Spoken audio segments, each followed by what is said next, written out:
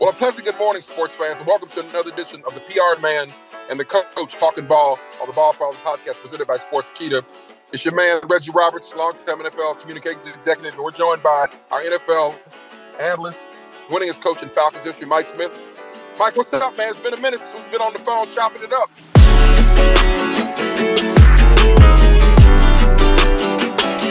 Yeah, Reg, there's lots of things getting ready to get started here to talk about. Football season's just around the corner. Well, I like what you say. It's never not football season. There's football season, and then there's the non-playing season, which is what we've been in. But around the league, a lot of the rookies are showed up today, tomorrow, and then probably by this time next week, all 32 clubs will be in action. But there's a lot of stuff out there, a lot of stuff to talk about. So we'll kind of get right into it and kind of talk a little bit about a couple of things that I think are really, really kind of important. The quarterbacks, with respect to all the quarterbacks, they're the ones that get all the attention because they touch the ball the most. It's a quarterback-driven league, as we've talked about.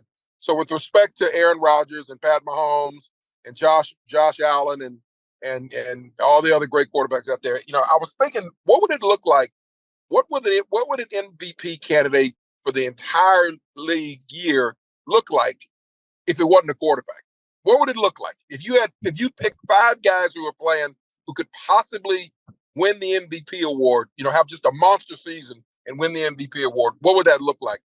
So I challenged you to come up with five, and I'm gonna let you have the floor first to talk about your five, and then I'll give you my five. Well, Reg, this is all hypothetical because we're more than likely, if we're going to see the MVP come from the quarterback position. There's no doubt about it. So I think you got to look at the out of the box thinking that we're going to be talking about. I think you got to look at a defensive end that just has some unbelievable numbers. And when I mean unbelievable numbers, I'm talking about he's going to have to push the envelope to the all-time sack lead. Wow. Wow. Okay. So who could that be, Reg? I think there's a couple of guys. I think Michael Parsons is the guy who could possibly do it. I think TJ Watt, the Steelers.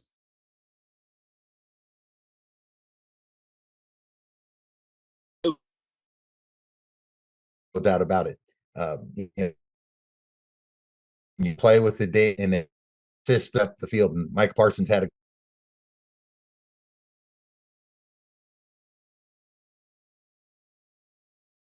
year. He would be one, and then Watt, with Mike Tom, he's good. He would be a guy that would have somebody else. I would think that would come from that position. Then I think the running back position, even though it's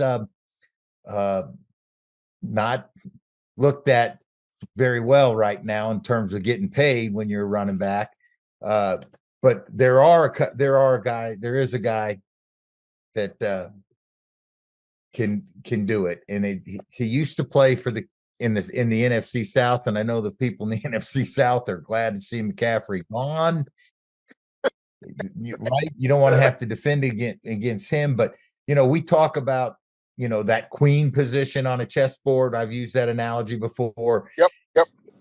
He's the type of running back that can be the queen on the chessboard. He's going to be able to catch, maybe potentially go and have 1,000 yards rushing and 1,000 yards receiving. It would take something like that for him to make it. That would be the running back that comes to mind in my mind in terms of who would have the chance to be an MVP. Okay, I like him. He's on my list too. McCaffrey's on my list. The other guy that I like that I asked this to, I called a couple of personnel guys that I know, and they all kept saying the same guy. They like Nick Chubb in Cleveland. Not so much because of his hands. I mean, he caught 38 passes last year, but combined he had like 1,800, almost 18 yards from scrimmage, catching and rushing the ball. But he's a guy, played 5 seasons. Obviously, we were very familiar with him because he played at Georgia. They played behind Todd Gurley, so he didn't get quite the attention that Gurley got. But, you know, for the 5 years he's played in the league, Coach, he's gone over 1,000 yards. He was 4 yards from topping the 1,000 yard mark in his rookie year in 2018. But he's durable. He's tough. He gets the hard yards. Ran for 1,525 yards last year. So he's a guy who, like you said, if he, you know, it could maybe up the pass game yards up a little bit, he's a guy who possibly could do it. Yeah, Reg, I think he's going to have to go over 2 to, right, you know, to do that. And in this day and age, with the way that running backs are being used, there's no ground and pound. You know, we're not going to see a guy get 255 carries like Michael Turner did. I think his rookie year, like 256 carries, maybe even more than that. We're going to talk about that running back position because it's one of the top stories that's trending in the league as we get ready to kind of get training camp in full swing, and I kind of want to get your thoughts on it. There's a lot of schools of thought. There's a lot of guys think one way, and other guys are thinking the other way. So we'll get to that in a second. You know what? But you know what talks when you start talking about players and how where they fit in. It's all there. You go, buddy. The cash. You're right. All that bread. Yeah. You know, Reg, and since we're talking about guys that are going to win league-wide honors, why don't we talk about the comeback players real quick? You know, I think that there's, it's very intriguing. And of course, I think the most popular one would be for Damar Hamlin to be the comeback player of the year. I mean, what a story that would be if he were to come back and have a great year, because it was such an unbelievable outpouring of support for him in the medical issue that he had to deal with there on that Sunday night game. I think it would create worldwide. I mean, his situation created worldwide interest overnight. Not American interest, worldwide interest because of what happened to him. I mean, Mike, I remember you and I were talking about it. We talked about it on one of our podcasts. I mean, this guy was his heart stopped. I mean, his heart stopped on national television, and save for the great medical personnel people that are on every NFL staff, as you and I both know, this could have had a different outcome had those guys not had the quick thinking and the wherewithal to get him going and do the things they needed to do and the equipment that they needed to do to kind of resuscitate his heart and get him back going. But he'd be a great story. Yeah, it'd be unbelievable. And who knows where he is right now in terms of of his fitness, and even if he's going to come back and play. But that would be one that would be an unbelievable story and a great finish to a story that we all were following for so many weeks, and especially for so many hours. I can remember staying up well past midnight, just wanting to get some kind of information about what was really going on with Damar Hamlin. Tough. It was really tough. It was tough, but I got another one that would probably be of interest. It'd be Russell Wilson coming back from his down year that he had. Can he return to his form that he had in Seattle under Pete Carroll? Now he's going to be working with Sean Payton, who has a pretty good track record of working with a quarterback in New Orleans that we're very familiar with. So yeah, it would be, last year he had his career low in passing percentage and passer rating. And as we've been following the thing going on in the off season with the change of the coach, there's definitely a change of style that Russell is going to be dealing with. It's not going to be what he was dealing with in Coach Pete Carroll. Sean Payton is completely different type of coach than Coach Carroll. So it's going to be interesting to see how that plays out. And if he comes and has a big year and the Broncos put a bunch of wins up, he could be a candidate for the comeback player of the year. I think the guy who I like the most in that, I think, coming, I think Russell Wilson's a good one from the perspective that, Nathaniel Hackett was there, and that whole thing blew up last year in Denver. And now that he's gonna, he's working with Sean. Sean's a quarterback whisperer, as we both know. He knows what he's doing. He's changed a lot of things, one of which we're going to talk about later on in the podcast. But the guy who I think's got a chance to really, really do it is Baker Mayfield in Tampa Bay. The new coordinator there, Dave Canales, who we're also very familiar with. Canales, a longtime coach, 16 years out in Seattle with Pete Carroll. He was the coordinator last year when Geno Smith, who's the 2022 NFL Comeback Player of the Year, won the award. Big year, 32 touchdowns, got a huge contract as a result. Well, Canales is now tutoring Mayfield. Mayfield, for all intents and purposes, according to Levante David and other members of the team, is going to be the quarterback. I think we're all just kind of posturing and sort of just being really nice to Kyle Trask, but I think all the players, the veteran players, have come out within the last week, basically saying that Mayfield's going to win the job. The NFC South is probably, again, as you and I have talked about, probably going to be the weakest division in football. And Mayfield, with that defense, the way they play, he doesn't have to be Joe Montana. He just has to manage the game, make a few plays, not throw the ball to the other team, and they got a chance, I think, to be pretty good. And if he plays the way he maybe has a decent year, he's got a chance to be the comeback player of the year. Yeah, he's one that a couple other that I would think is potentially Lamar Jackson. After the down season that he had last year and all of the stuff that went on, he got paid. So if he comes and stays healthy, under Todd Monken's direction now, the new offensive coordinator, who I'm very familiar with, having worked with Todd in two different places, he's going to basically put together an offense that's going to make Lamar Jackson shine. Because as we all know, man, this is a quarterback-driven league. If you look back at the history of the comeback players since in the last 5 years, in 18 it was Andrew Luck. Yep. In 19 it was Tannehill. In 20 it was Alex Smith. In 21 it was Joe Burrow, and in 22 it was Geno Smith. What position did they all play? They all play quarterback. Hey, man, it's great to be a quarterback in this league. Just like I watched the golf tournament this weekend. All the guys that were there from the NFL, the majority of them quarterbacks in Reno, having a great time. Yeah. One of the funnest things when I had an opportunity to play was that American Century tournament. But man, it's good to be a quarterback. And if it stays true, it's going to be a quarterback. So I'm putting my money on either Russell Wilson, Lamar Jackson, and I'll throw in another couple. Matthew Stafford. What if Matthew comes back? The Rams. Don't count that out. And I can't pronounce his name, but Tua down in Miami. That would be. Hey, everybody's going to be watching him the first time he takes off and scrambles. I can tell you that. And I'm sure we're not going to see him scrambling like he scrambled in the past. But again, the comeback players, it's probably going to be a quarterback unless it's DeMar, which would be a great story. With the PR man and the coach talking ball on the Ballfather podcast presented by Sportskeeda. I think that's a really good list, Michael. But you're right. We got a little quarterback guru magic going on from that award. They ought to just call it the comeback quarterback of the comeback year of the quarterback. I mean, that'd be huge.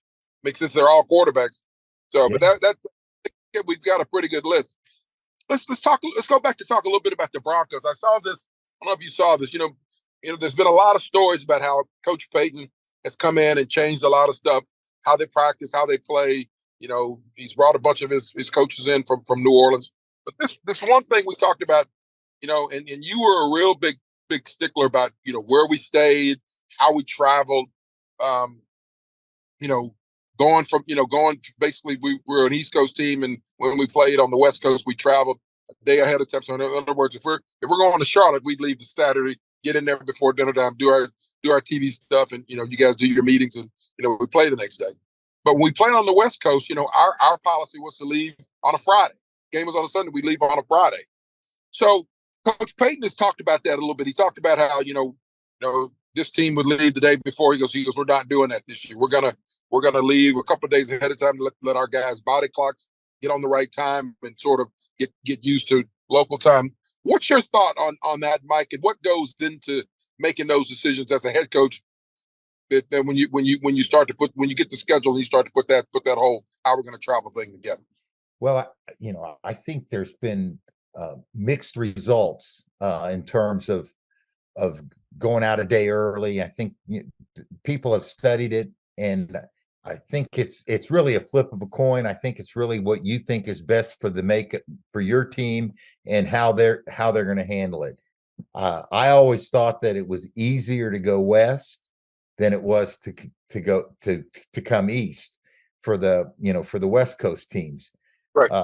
But we always went in a day earlier, and I think it is an opportunity for you to go ahead and get your body clock, working, and you're not going to be there for 4 or 5 days. It's just not possible logistically, but you do want to get the guys in there and not have them rushed and be worried about what time is it, and are we staying on our East Coast time? Are we going to flip to West Coast time in terms of our meetings and things of that nature? So I think that it's really preference of what the coach believes is going to give his team the best chance. Now, I did read an article, Reg, because I know we had talked a couple weeks ago, maybe, or last week, about this potentially as a subject.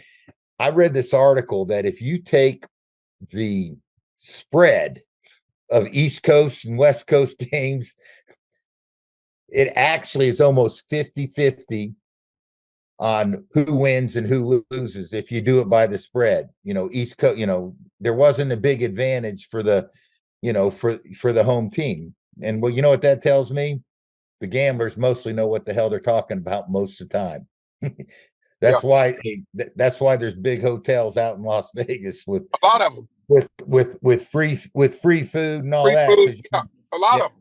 Yeah. yeah, absolutely. So, I think you can go back and forth about going. I do think this, though. I think the west to the east is a little bit more difficult, and I think the NFL believes that as well, because if you're playing, if you're a Western division, and you're playing the East divisions in your schedule, they give you an option of playing back-to-back games and staying on the East Coast. And more teams are doing that, where they'll actually when they come east, they'll have the schedule makers, they'll agree to give you 2 back-to-back games. And that's where a lot of these teams started staying in West Virginia, at the resort there in West Virginia. And they had the setup where they could actually practice when they came east. Yeah. Now, Sean's in that middle area right now, so it's not, it's new ground for him. I know he's been on the West, I know he coached on the West Coast in college, and now he's on the East Coast. He's back in that middle of the country, right, like he was when he was in Dallas. So he's got a lot of experience, and I think it's just preference. I don't think there's any scientific data that gives it an advantage one way or the other. Well, I think it's interesting that coaches go to such detail to find any kind of edge to give them an advantage. That the article that I read talked about how he looked at it and he studied it and he looked at it and he says, well, I figure, and apparently, I talked to somebody else who knows him, who said, Rich, he keeps up that kind of stuff. He tracks that kind of stuff. He tracks up with what his overall record is when they go from east to west. And I guess you sort of become a creature of habit if you've got data that for example, if I was a head coach and if I went in a day early, and over the course of my career we were 9-2 or 10-2, well, you bet your butt we're going in early. Absolutely. You know what I mean? Yep. But if you were 2-7, you'd be changing. Switch it up. Yeah, absolutely. Yeah. Absolutely. All right. Yeah. Well, let me give you another one. Just sort of kind of talk a little. We're gonna add a new phase to our podcast with you when we're going to call it Coach's Corner. And every week when we do the podcast, we'll talk a little bit about, give you an opportunity to talk about something that's going on that affects the coach, or the coach sort of governs this particular aspect of the team, even though the head coach sort of is the judge and jury during the course of the season. I kind of thought it'd be interesting to talk about, just that you talk about a couple of things that sort of affect the team. So to start it off, I'm thinking, okay, training camp's about to start.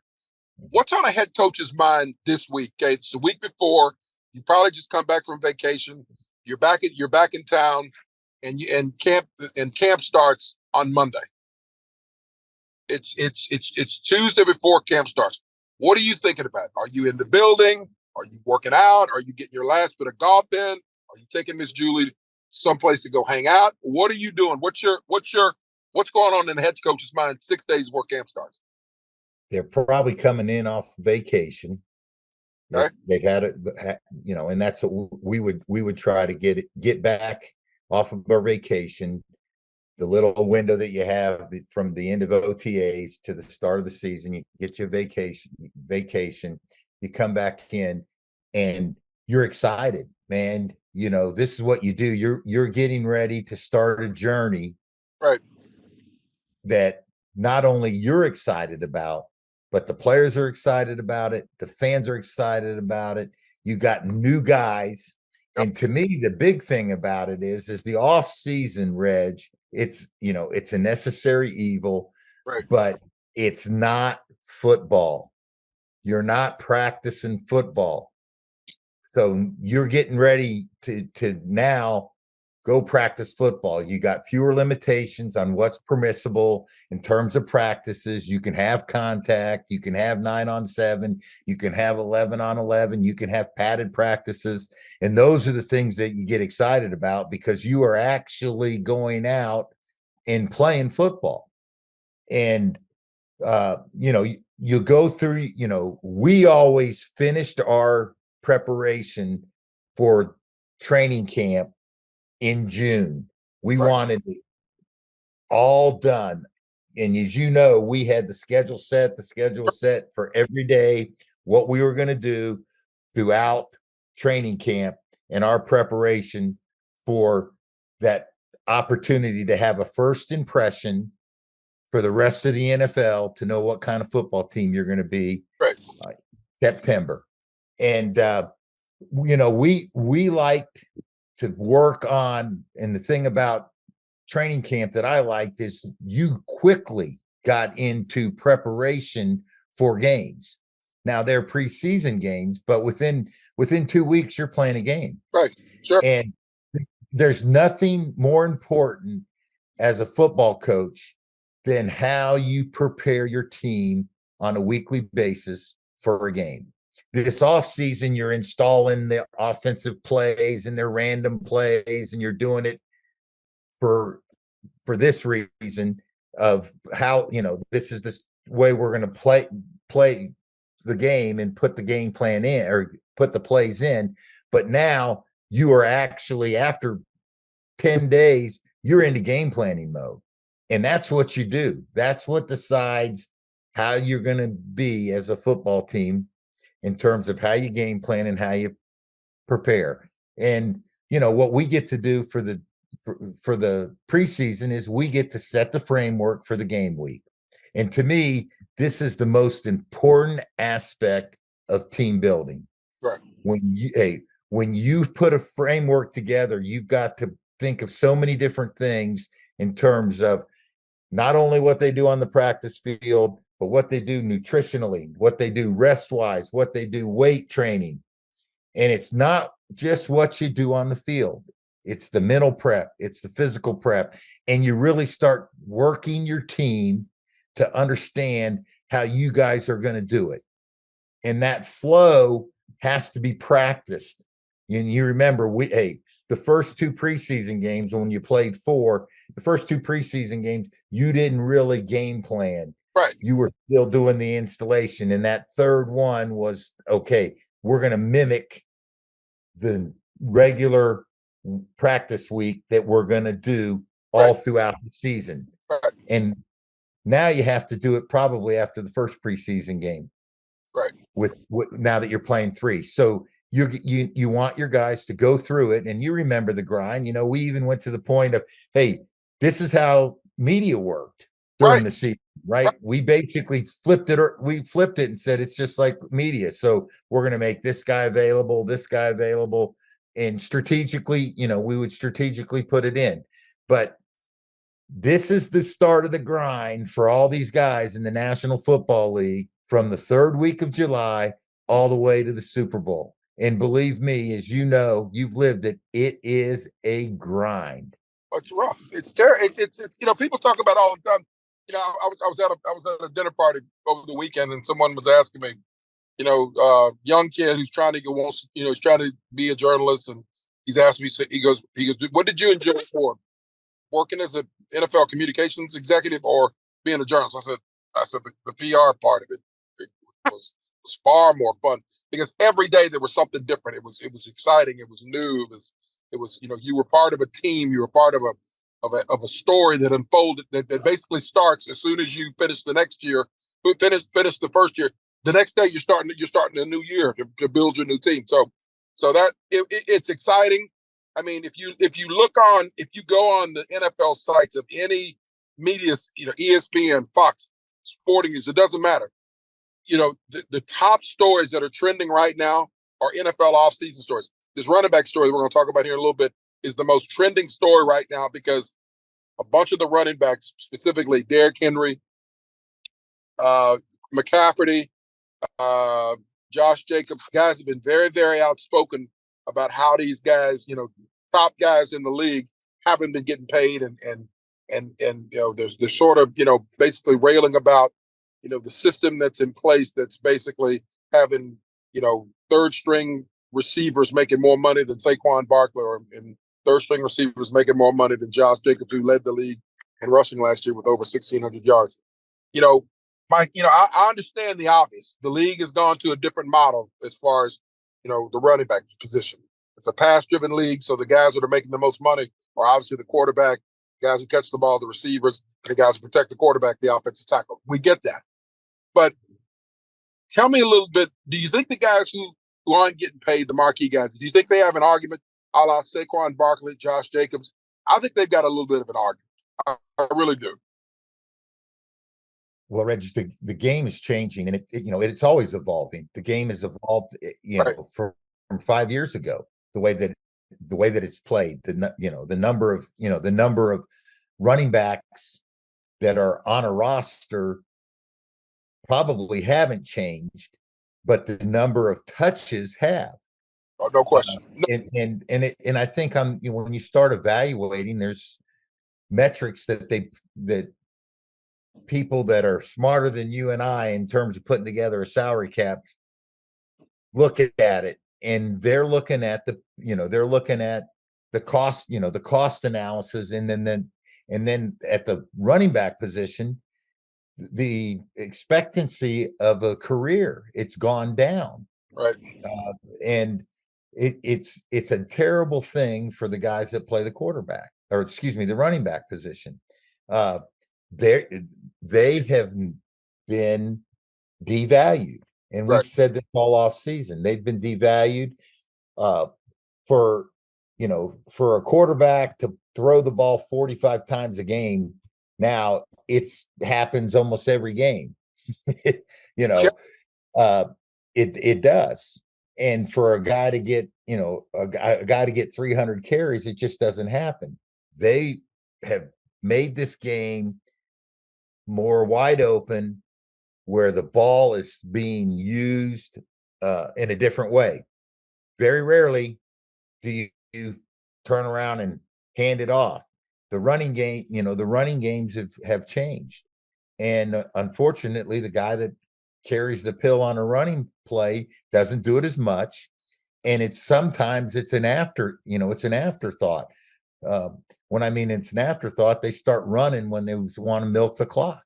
Right. And it's wide, it's such a wide open game, the spacing of it, you've got three wide receivers in the game. The majority of the time, which we call 11 personnel, most teams do 11 personnel, where you have three wideouts in the game, and you're paying the quarterback an extraordinary amount Yep. of money. And you're not going to pay that guy to hand it off to a running back, right? Right. No. You're paying that guy to The run the throws. offense, but Run the offense. Right. your offense is going to go through. If he's right-handed, it's going through his right hand.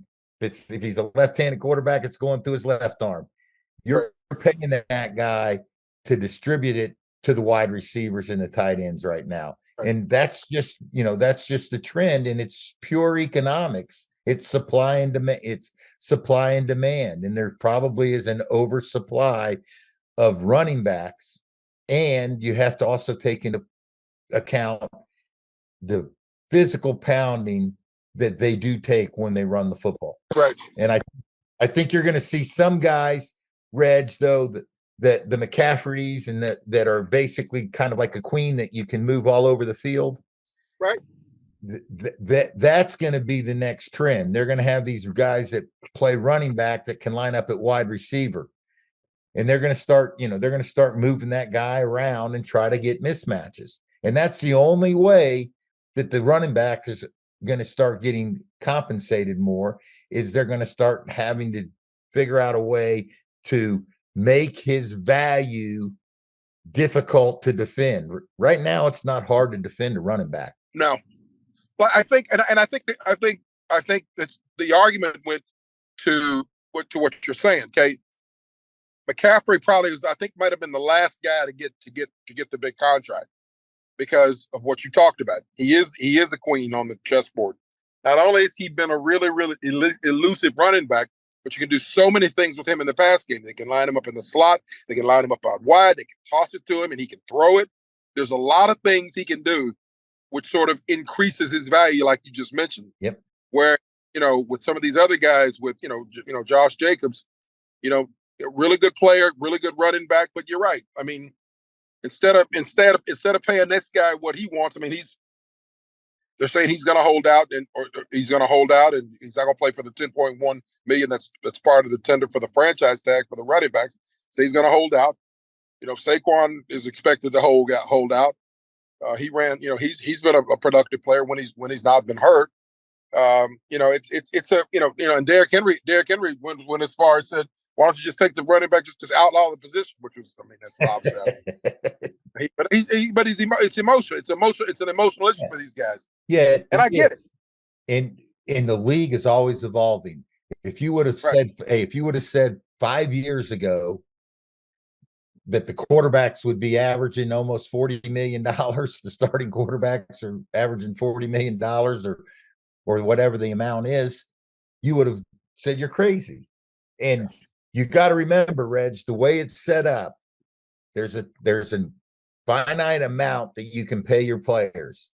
Right. And you that's part of the business. You've got to figure out ways to how are you going to enhance your chances of winning, and it's basically going to be based on who you're paying. And we've had the conversation, it's quarterback, it's pass rusher, it's wide receiver, it's corners and left tackles. Yeah. I get it. I get it. It's more of an economics question than anything. You've got you have a finite amount of money that you have to spend putting your team together to give you the best chance to win a world championship. And that's what all 32 teams are trying to do. And it's you're not going to pay everybody. It's not a socialistic society. We're not paying everybody the same amount. Somebody's going to get, it's supply and demand. And obviously there's more demand. There's more demand at other positions. I think we're going to be talking about this for the rest of the season, because holdouts, guys get fined a whole bunch of money for not showing up, and the media is gonna take sides, and they're gonna sort of, it'll be interesting to see how they adjudicate this one, because the system's in place. Everybody's been writing for the last 5 years how the running back position has been devalued. But but everybody also sort of understands, this is what it is, and in layman's terms, you telling a guy who drives a bus for a living that this guy can't come to camp because he's mad because he's making 10 million. It sounds ridiculous. It absolutely sounds ridiculous. But in terms of what his teammates are making, I get the argument. So it'll be a conversation that's worth paying attention to for the rest of the year, because I don't think we're going to be done talking about this for a while. Yeah, but I will say this, Reg. They're not going to not play and not work. That's the one thing that, how many times has it happened that somebody said, well, I'm just sitting out? I think Le'Veon Bell was the last guy to do it. Yeah. What position did he play? We played running back. Yeah. I think he was the last guy to do it. And I think I read someplace where he said he had some regret about making that decision. I mean, look, but Mike, here's the inherent risk, and you and I both know this. You go out there and play on that tender, and week 2 you break your ankle. It's tough. It's a brutal reality. It is. But it's the system that's in place in the National Football League that's been collectively bargained. Right. And that doesn't mean that each individual has to agree with it, and he has the right to make a choice, but it's been collectively bargained between the NFLPA and the NFL Management Council. Last thing, you were always really good with our guys. I mean, guys still talk to me and tell me, I'll talk to Smitty about it, and I felt better about it. Smitty had some good stuff to say. How would you handle a guy? I mean, you were really, really good at that as a head coach, probably because you're a really good dude and you're a good person. Everybody trusts you. But how would you handle a guy who was a star running back, who was a good running back for us, and he'd had a monster season, and yet he was in, but yet we put the franchise tag on him, and he came to camp and he's bitching, he's talking. How would you do that? Well, how do you manage that? Well, Reg, I would tell the guys every year, I'm in the same boat as you. I want you to make as much money as you can, get as much as you can, because that's what I'm friggin' trying to do. I'm trying to get paid just like you are. I'm not the guy that makes the decision, but I want you to get as much as you can get. And we would talk about the system and why, because guys would go, well, why, coach? And I would try to explain to them about the salary cap and the different things that are in play. And it's an ever-changing dynamic in the National Football League. Trends are going to come in, trends are going to go out. And unfortunately, you're getting paid well. I would tell them, you're getting paid well. Unfortunately, the position that you pay in the market that you're in right now, it's a down market. And we all have to live with that, because that's what our country is based on, a free market. Economics. You're right. Well, listen, it's we're on the eve of training camp. Like I said, some of the camps have already started with some of the rookies showing up, but this time next week everybody will be in action doing their thing, and it's exciting. It's exciting. It's that time of year where everybody feels like they're 0-0, and everybody feels like they're going to be good enough to win the whole thing. So I look forward to chopping it up with you and rest of the season, and we'll get back together next week and talk a little bit more about what's going to happen this week and going into next week. Absolutely, Reg. Want to talk about those surprise teams that everybody's talking about.